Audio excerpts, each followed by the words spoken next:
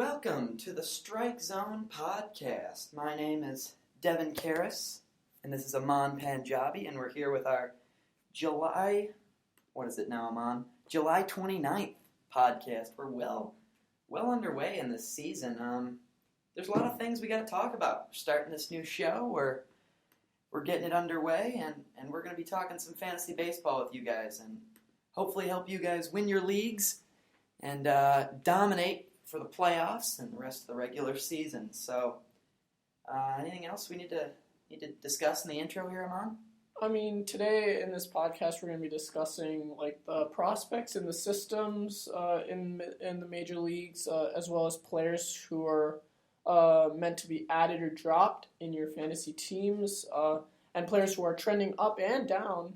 And then later we'll have some fun talking about some value players this year and some overrated players who you're going to want to avoid maybe for the rest of the year, or players which you just maybe had trouble with. Yeah, definitely. I know I'll have a lot of fun with that. I think especially making an entire team of value players and bust players, that'll certainly be interesting, and we'll definitely tell you whether you want to buy, sell high, sell low, whatever you want to do with those. We're gonna tell you what we think you should do, and obviously we're not 100% correct, but we're gonna try to get as close to it as we can. So with that being said, let's get into it. Yep, let's do it. Go. All right, so let's get into it. We are talking about we're going to do six main prospects that are in the major leagues, starting off their journey in the show. So let's get it cracking with Yordan Alvarez, the Houston Astros outfielder. Just looking at his line here to start the 2019 season, he started in AAA. Remember, he hit a crazy amount of home runs in AAA. In only 56 games, hitting 23 home runs. That's a pretty good clip. Led all the minor leagues. He was striking out at about a 20% clip and walking at 15%, which is pretty close to even there, I would say, for a hitter of that caliber. And he stole only 2 bases, but was driving in runs, scoring runs in about 253 plate appearances. He was really just dominating in AAA. I think his average was about 343. That's unbelievable. So 2019, he's starting with the Astros. He comes up, around May or early, late June, something like that. He's got 7 home runs in 15 games. You know, the record for most to 12 games was Rhys Hoskins back a few years ago when he was a rookie. He did it in only 24 games. He got to 12 home runs. You think Yordan can get there? I'm pretty sure. I mean, the numbers say he can. As they say, the numbers don't lie. The OPS speaks for itself. I mean, he's got an OPS well over 1,000, having it be about 1.104. OPS, if you guys don't know, is the slugging percentage and the on-base percentage combined. So he's got an OPS well over 1,000, which is obviously very impressive. And you really have to see why the Houston Astros had to call up Yordan. Obviously, they love having this prospect in their system, but also the fact that George Springer was on the IL. George Springer was hurt, and they were really receiving really productive outings and starts from George Springer in their outfield. He's been one of the MVP candidates and been a really, really good player for the Astros this year. And having that production with 7 home runs and an OPS well over 1,000, that's like matching almost with Springer. Yeah, and definitely. Another thing I think we can talk about is when Springer went out, Yordan definitely had to play a different role, but now when he's back, when they have Springer, they've got Yordan, who usually plays the DH, just because his defense is not up to the level of Springer and Reddick in the outfield, as well as, who's their other outfielder? Brantley. But he's a left-handed hitter. He hits 5th in the lineup. So you know he's going to get a lot of RBIs. You know he's going to get a lot of runs. He's going to drive people in. He's just another major production machine in that Astros lineup. You see, their lineup from Wednesday the 26th went George Springer, who has the potential to be an all-star outfielder and has been. Altuve, who has been great for them, Bregman, then Brantley, Yordan Alvarez at 5, Yuli Gurriel, Josh Reddick, Tyler White, and then Robinson Chirinos. That's pretty crazy to think about how stacked that lineup is. And you still got Carlos Correa on the IL as well, who Definitely can add to that lineup very significantly. Yeah, and when you put in, Yordan is a 3-hitter on about half the teams in the major leagues with the way he's been playing. Bregman is the number 3, is your best hitter on almost every team. There's just so many guys in this lineup, it's so hard to get around. When you have one of the hottest catchers, Robinson Chirinos, hitting in the 9-hole, you know you're doing something right there in Houston. Let's move on to the next guy, Austin Riley. Another guy who has definitely impressed in 41 games in Atlanta. He's got 13 home runs to this point. Doesn't really steal bases. He's not exactly a fast guy, but that offensive production's unbelievable. And when you combine that with the rest of the Braves lineup, Acuna, Brian McCann with a veteran catcher, getting some ABs in there from him. That Braves lineup is going to be unstoppable come the postseason. It's just a matter of whether they can get the relievers going, And you talk about the fact that they have the best first baseman in baseball with Freddie Freeman, and then they've got, arguably, obviously, and you've got another second baseman who's maybe one of the best in baseball, or about, he's really elite in Ozzie Albies. And you've got consistent hitters all around that lineup like Nick Markakis. And you can add another player who the Braves have really liked in their system, in a guy like Austin Riley, who's hitting about 274 this year, with 13 home runs. Really consistent, 36 RBIs. That's really good. Yeah, we've seen a few years now the Braves have had a top system in the major leagues, and it's been pretty crazy to see the culmination of the prospects, guys like Kyle Wright, Mike Soroka, Touki Toussaint. These guys are finally coming up, and I think within the next few years, the Braves are going to start getting to the playoffs frequently, often, and starting to win because the amount of pitching prospects they have, added with the stars they have behind the plate. To have Acuna and then have a solid row of 5 or 6 top 100 prospects on the pitching side, you're going to be set for a long time with that. And they're so young, too. You can't forget that.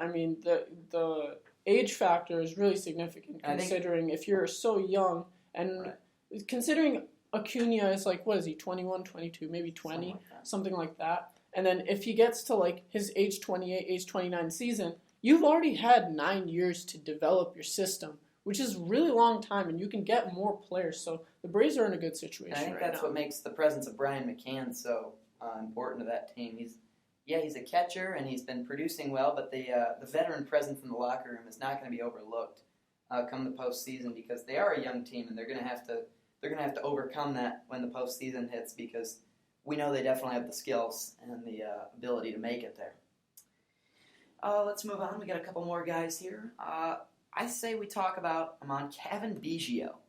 What do you think about Cavan Biggio, the son of, obviously, Hall of Famer from the longtime Astro, Craig Biggio? Cavan also plays middle infield, mainly just second base. He was drafted in the 5th round in 2016. What do you think about him? He's come up. He's hitting a little bit, trying. What do you think? Yeah, he's batting about 237 with about 5 home runs. 4 stolen bases, impressive. 14 RBIs, scored 20 times. He's been around average, if not a bit lower than average. He's been a productive player. I'm not saying he's terrible. He's still kind of developing into that major league player. And being in a system where you are with guys like Bo Bichette and Vladimir Guerrero Jr., you're obviously going to be one of the guys who you know that Vladimir Guerrero is so impressive that you kind of have to match up with guys like Vlad, and that can be difficult sometimes. Yeah, definitely, but you got to think this infield is just going to be crazy in the future. But the problem I see with the Blue Jays is where are they going to go on the pitching side? They've got a plethora of old pitchers. They've got Marcus Stroman, who he's pitching okay, 5-9 with 3.19 ERA, 78 strikeouts. That's manageable if you had 5 of those guys on your team. They're pitching guys like Sean Reed Foley and Trent Thornton, Clayton Richard, Aaron Sanchez. If they could combine these great pitching or hitting prospects, with a few aces, and I don't know how they're going to get this. I don't know if it's going to be through free agency, but in a few years, I feel like their lineup will be ready to go.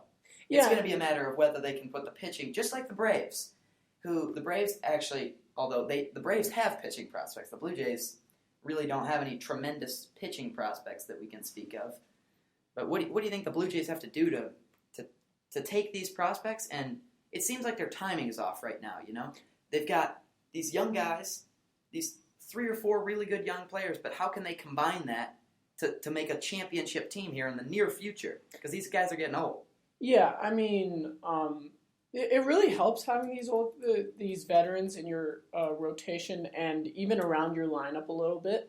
But you got to understand that the Toronto Blue Jays are still in that rebuilding process. Like, they have the likes of Vladimir Guerrero Jr., who have come up from the system and are performing significantly well for them. But the problem is, this rebuilding process takes a while. And for you to build up a system, kind of like the Blue Jays have, you need to have an all-around system. And this system has been based quite a bit around hitting. They've got Vlad Jr., they've got Bo Bichette, they got Kevin Biggio, and they got a few other players here and there who can play. But in the end of the day, as they say, when you reach the playoffs and you reach the World Series, and even in the regular season, you need depth and you need pitching, and that's only going to come with time. And with these old guys, I mean, you could try and deal them away to contenders, but sometimes you just need to keep them and try and do something and build around them. Well, I mean, looking at their top prospects here, we got Bo Bichette. He's hitting really well in AAA right now. The other guy, I believe they've only got 3 guys. I think it's 3. No, they've got 4 actually that make the top 100. You've got Bo Bichette, who right now is ranked as the number 8 prospect in the top 100. Then you've got Nate Pearson, the right-handed pitcher, who has pitched mostly in AA this year, a little bit in high A ball. But he's pitching okay. He's got a really nice fastball. Then Jordan Groshans, who's a middle infielder, shortstop, and a little bit of third base, who was a top 100 prospect because he was picked first round for the Blue Jays. But outside of that, Kevin Smith, Adam Klostein, Anthony Alford, there doesn't seem like there's not a clear path for the Blue Jays to go anywhere from this. And it just seems like that team is going to be a middling, winning 80 games for a lot of years because they've got good players. They just got to find a way to fill it around. And it really doesn't help the fact that they're in a division with 3 teams who are all capable of winning 100 games a year in the Boston Red Sox, the New York Yankees, and the Tampa Bay Rays. So I guess we'll see what happens. They've got kind of a young nucleus to build around, but still need to find their direction. Definitely. Let's go down to Keston Hiura now. I guess he'll be our last prospect for the day. We've taken a lot of time discussing these other 2. Keston, what do you think about him in the Brewers? He got sent down a little while ago, but he's back up now, right? Yep. I actually really like this guy. Before he was sent down, he was hitting about 265 with about 5 home runs, 9 RBIs. I really like this guy. I mean, he had a good stint with the majors while he was up, but really he was sent back to make space for Jimmy Nelson, the pitcher, who was away, and as he was on the IL too. But to be honest, he's probably likely, it was really obvious for him to come back to the majors soon because in his 7 games back from the majors, when he was in the minors, he was batting about .310 with 2 homers, which is insane. Before getting promoted back to the majors, he had an OPS well over 1,000 in the minors. And in my opinion, he's looking like a really big upgrade from Travis Shaw. Yeah, definitely. Shaw's had some big struggles this year, and I think all of us, at least in the fantasy industry, are buying on Keston Hiura. He was the top prospect. he still's a top prospect, and we definitely need to take a look at Hura. So he's one of those guys that I think with the Brewers, he's going to be an important role come the future, especially if you keep Yelich for another year and you get some pitching around him. The Brewers are going to knock through. They didn't get there last year. They were close. Weren't they a game away from making it? But they'll be back, and Hura hopefully will be a big part of that if guys like Travis Shaw don't bounce out of their slump. Yep, and I really like their bullpen too. Yeah, with the likes of Josh Hader and Jeremy Jefferson, those guys. Yeah. So yeah, for sure. We're here at the strike zone. Let's get into our value team.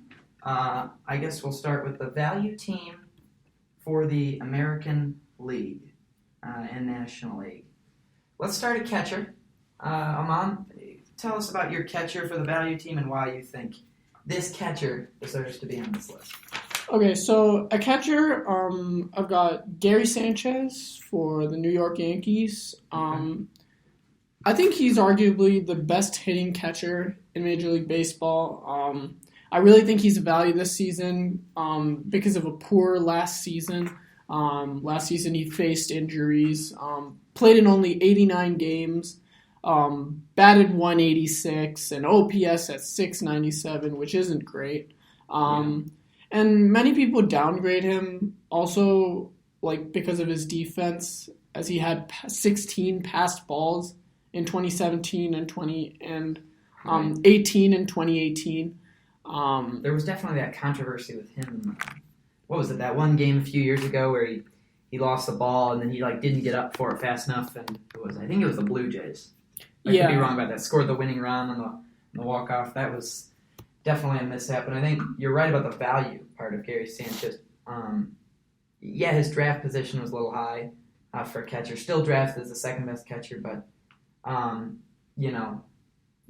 he's got the best hit tool of all the catchers, and he's miles ahead of the likes of Josh Phegley and Robinson Chirinos, who have been hitting well, but not anywhere near his level for sure. Yeah, I mean he's hitting about 266 with 23 home runs and 52 RBIs, over 229 at bats.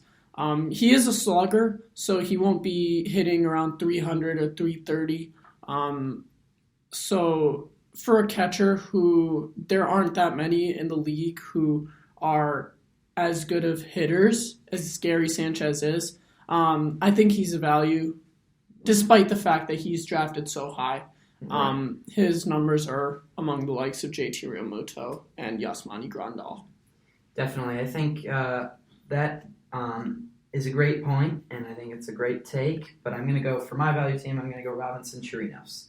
I think his ability to help that Astros lineup, and at such a value, he was not drafted in the top 300, I don't believe, and just he's got to be the top 5 catcher right now who wasn't drafted anywhere near that, so for that reason, I got to go with the value catcher being him, but definitely Gary Sanchez is miles ahead of many other catchers, most of the other catchers. Yeah, and struggling this year. I actually really like Chirinos too, considering the fact that the Astros have really needed help at the catcher position, because over the last few years, I mean, they've been using the likes of Evan Gattis and Brian McCann, right, who aren't generally the best of hitters. And Evan Gattis was a good hitter. Gattis had 32 homers in 2016, I believe. But yeah, he was not an average guy, and he was very inconsistent, and he had to play DH a lot. So I think Chirinos has been a big step up, even though he was in the crosstown rival Texas in Arlington last year. I think the Astros are certainly taking a liking to him, and he's hopefully going to be the mainstay catcher for you. And if he's available in your leagues, get him. Yeah, you definitely. I think he's going to keep producing. Yeah, you definitely want to stash him up as the catcher position. There's not a lot of depth there, and sure, he's a really good player. All right, let's go value team. I think this one's pretty obvious. I went Josh Bell only because of where he was drafted. he didn't make the All-Star, or he didn't make it over Freddie Freeman in the NL, but I think Josh Bell's the winner here because he was just drafted so low, and he's had such great production. Yeah, I mean, before this season, like a lot of people knew about Josh Bell, and who he was, but I really think that his stock has sort of risen after this season. I mean, he's just hitting unreal. Like the numbers here are almost like video game numbers. He has 22 home runs, batting about 307. That's like really, really good. Yeah, and one other thing, I think Bell's been hitting great, but I feel like if we were to have a regression candidate segment, I'd put Josh Bell on that. Honestly, if you want to ship him out, and you think after my explanation I give here, I definitely don't have any shares of him. I've sold high on Josh Bell. So here's my reasoning. I think the main thing you got to look at for regression is BABIP, which is batting average on balls in play. If someone has a batting average on balls in play, a BABIP that is above 350, anywhere in there, you're looking at a guy that is getting a lot of lucky hits, hitting it into the right places. And, that often that stat is very telling of an unsustainable success. You look at a lot of the guys that have had, kind of one-year wonders. Max Muncy, I remember from last year especially, had an incredibly high BABIP because when he was putting the ball in play, he was getting a lot of luck as to where that ball was falling in and getting hits from that. Now, obviously, home runs are a different story, and Bell's hitting some of those, but we see that also from last year, he's decreased his walk rate, which usually doesn't lead to any more success, but he's somehow been able to turn it around. I think also the increased strikeout rate, so it's definitely a different approach, but I feel like at some point the pitchers are going to start to figure out a little bit more how to pitch to him, and he's going to, I definitely believe he's not going to hit as he did this half of the year. I think he's going to fall off at least a little bit, not 20-some home run production. Yeah, and I mean, he's playing in Pittsburgh, and he's playing for the Pirates, and they're honestly in a tough position. I mean, they weren't going to be contenders this year anyways. They don't have a very strong team in terms of hitting, and they've got some good pitchers here and there, but they're facing some injuries with Jameson Taillon obviously being on the IL. Especially with some of the trades they made. The the Glass Now and Austin Meadows deal for Chris Archer. That one, my goodness, was clearly one of the most lopsided trades in recent history that we've seen so far, unless Chris Archer comes back and turns it around. But I mean, you got Glass Now was a stud for a lot of starts, and Austin Meadows was raking.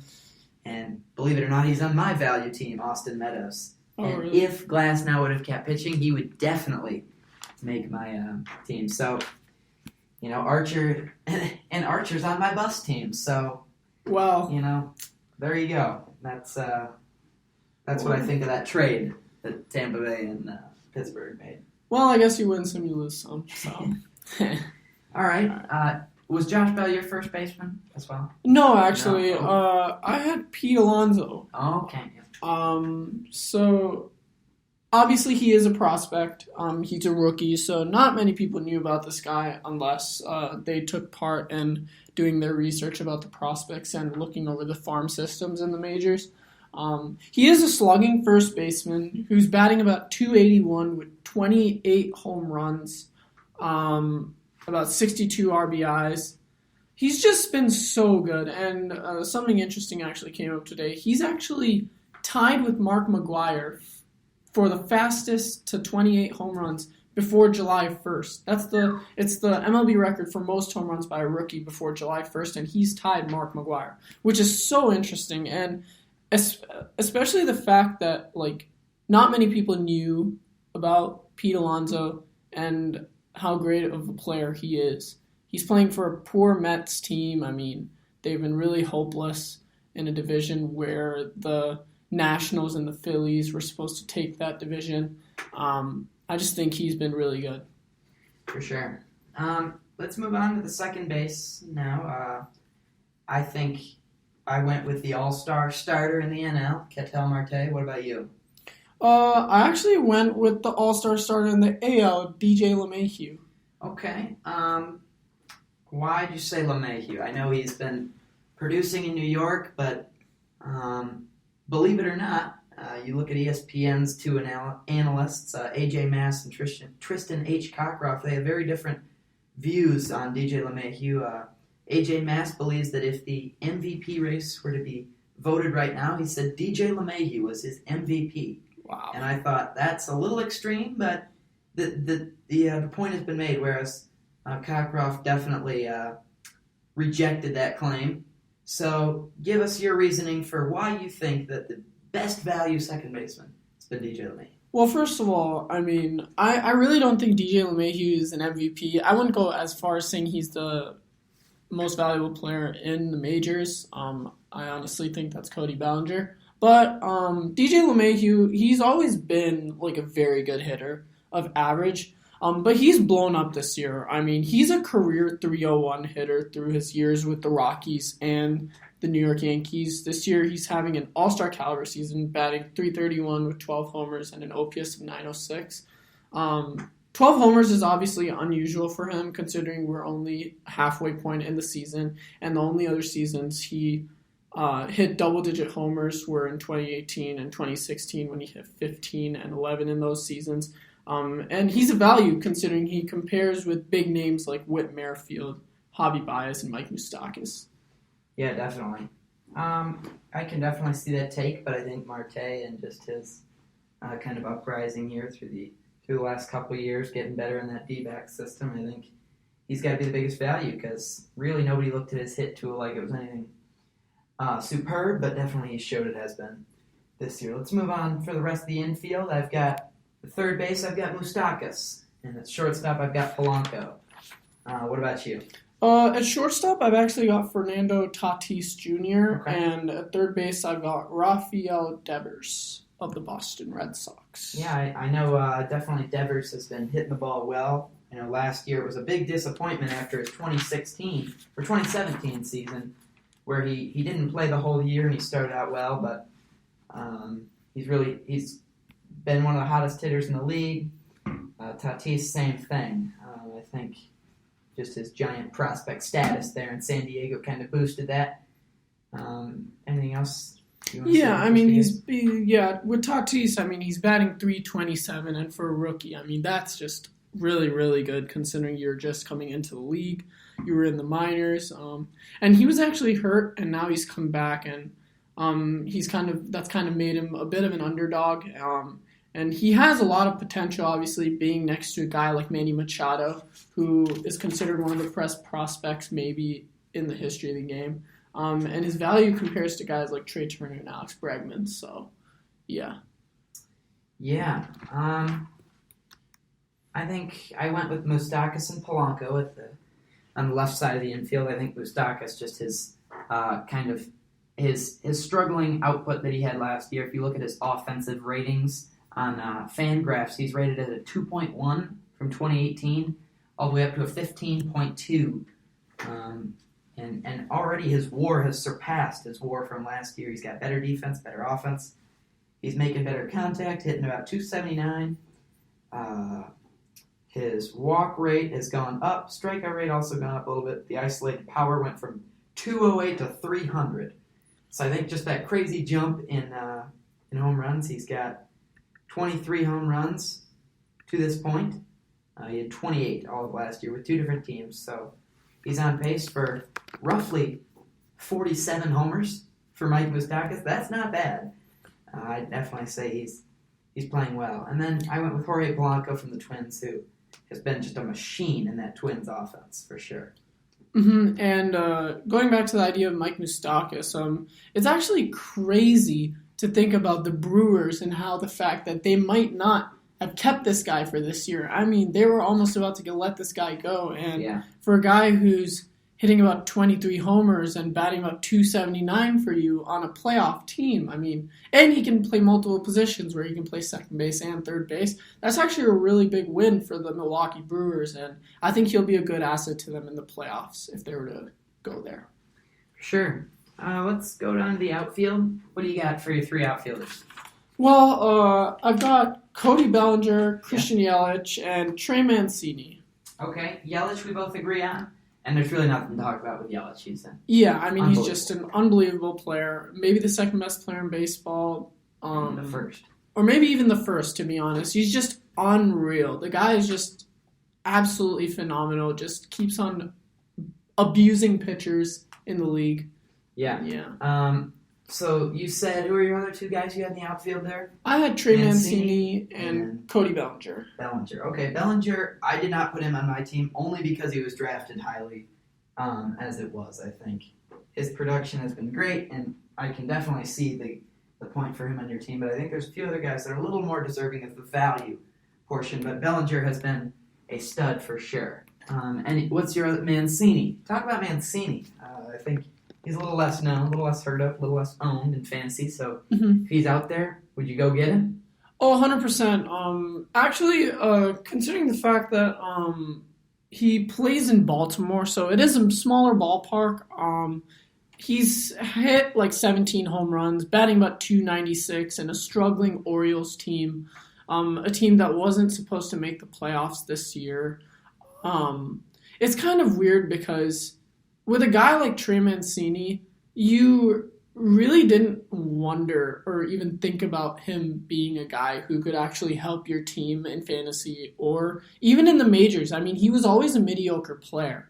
But this year he's kind of blown up. Actually, if you want to go get him, you might not be able to anymore considering his roster percentage now is about 95%. Okay. So if you wanted him, you probably had to get him at the beginning of the season, but still, he's a good player. I mean, he can be used in the outfield and at first base, so I really like him personally. Yeah, definitely. He's been a stud. I know I added him in one of my CBS leagues, and I've left him in because Stanton's been on my team, and that hasn't turned out well. Yeah, Stanton being on the IL twice for extended stints, just not a good look. Let's go. I went with Springer and Meadows. I think Springer's had some injuries, but outside of that, he's hitting home runs. He stole a couple bases, and he's hitting for average. That's all you need out of a player. And I think Meadows is doing the same thing. I think, how many home runs does Meadows have? I think he's got to be up to 15 now, I believe. He's hitting well for Tampa Bay because Tampa Bay's got that unorthodox system of playing with Kevin Cash. Yeah, he's got about 12 home runs, Austin Meadows. So, okay. He's stalled a little bit since then, but I think the value of Austin Meadows is what led me to him on this one. Let's talk about pitching a little bit here. I think there's a few guys we can agree on. Ryu, you got him on the team. Yeah, I have Hyunjin Ryu on my team. He's been... he'd be a Cy Young winner in the AL, or the NL right now. Yeah, if the season ended today, I'd agree. Then the possible, probably Cy Young winner in the AL, Lucas Giolito. We got him on the team, right? Yep. Who are some of your next three guys? We're doing 5 starting pitchers. Who are your other 3? Yeah, so I had Luis Castillo, Jose Barrios, and Charlie Morton. Okay. So we both had Castillo, another guy that has just dominated for the Reds after having a pitiful season last year when being drafted. I know in our league he was drafted at about 112 a few years ago, so right around there. And this year he was drafted a lot lower than that and has produced a lot more than that. So what a value that has been to your team. What were the 2 other guys you said you had? I said Morton and Barrios. So I guess with a guy like Barrios, you look into his ERA and it just screams so impressive. I mean, 2.89 with a whip of 1.08, 102 strikeouts, 14 quality starts, over 112 innings. I mean, what more could you ask for in a pitcher for the Minnesota Twins, who are running away with the AL Central and are looking really strong with the likes of Jose Barrios in their rotation? Yeah, definitely. I have many shares of Barrios, and he's been dominant this year. The 2 guys I put outside of those main 3 were Soroka and Verlander. Soroka, I feel like he's going to hit that innings cap soon in Atlanta. Mm-hmm. And then Verlander, just because he's Justin Verlander, and he wasn't drafted as the number 1 pitcher, but he has been. And what can you say? I mean, now he's a World Series champion, was with Detroit on a really terrible team, and now got to play for the Houston Astros, which just disappoints me. But I'm okay, because he won a championship, so it's all good. Yeah, for sure. Relief pitchers. Who are 2 relief pitchers we went with? So I had Shane Green of the Detroit Tigers, and I had Aroldis Chapman of the New York Yankees. Shane Green, Mr. 7 saves in the first 10 games.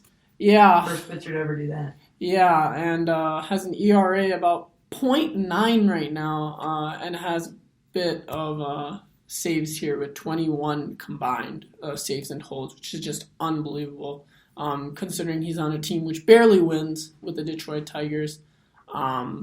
He's pitched really well. I mean, 3 runs and over 30 innings, ERA of .9. I mean, that's just really good. I'm actually happy he's playing that well, because the Detroit Tigers could try and use him for trade bait, but I don't know. We'll see. Yeah, I don't know if you guys know this, but I'm a big Tigers fan. I know Aman is also a little into the Tigers, right? Yeah. A little bit of Tigers, but yeah, they're just kind of disappointing. They're a hometown team. We're based here in Ann Arbor, Michigan, and I know I've been a Tigers fan my whole life, and hopefully they're going to get back to the World Series within, 5-10 years, something like that. Yeah, God. It's a pitiful offense right now, but I'm sure we'll get it back in a few years. My 2 relief pitchers that I said were Kirby Yates and Brad Hand. Both, I have many shares of both of them, but just the fact that they were drafted as top 10 relievers for sure, but the dominance they've showed, Yates with his amount of saves plus holds, and Brad Hand with that crazy low ERA, sub-2 ERA, is pretty interesting. Yeah, and Kirby Yates, interestingly about Kirby Yates, he was actually a good reliever last year. Like, he was a decent reliever who you could get easily in free agency. But now, with the Padres getting better and having players like Machado and Tatis and other hitters around that lineup who can produce runs and get the Padres into winning situations, they're having more opportunities for saves. And Kirby Yates has really jumped on that bandwagon and really helped out that team in securing wins. For sure. So that does it for our value team, and we're gonna get the bust team going right after this. Cool. All right, let's get started on the busts. So these are guys. Yes, it's gonna make you sad, but these are guys that were drafted highly, supposed to bring your team a lot of value, and if you have some of these guys, I'm sure you're not doing as well as you would like. Yeah, I'd have to agree with you. So, Devin, who do you got at your catcher position for the overrated team? I think this one is one of the most obvious overrated guys that was a bust because of his name value, and that's Mr. Buster Posey. He won three Super Bowls. I was going to say Super Bowls. World Series with the San Francisco Giants, and he was great, and he's probably a future Hall of Famer, but the fact that he's got 3 home runs, and we've been talking about his power declining for many years now. 2014, he hit 22, and it's gone down to 19, 14, 12, 5 last year, and he's on pace for a little over 5 this year, actually, about 7 or 8. But, man, is he just the most empty batting average, empty player you can find. Sure, he hits 275, but there's so many singles and so little real production out of him. He's got good defense, yeah, but I don't know. I just cannot jump on the Buster Posey bandwagon. He is really not worth anything. He's not worth a top 200 pick, let alone where they were drafting him this year. Yeah, he just really dropped off. I actually had him last year in a dynasty league, and I had the opportunity to keep him, and I actually traded for Gary Sanchez, which was a good decision. I actually traded him to you, Dev. I actually traded for Gary Sanchez from you, Devin. I did not ever have Buster Posey, though. I'd like that to go on the record. Yeah. It was a more complicated trade than that for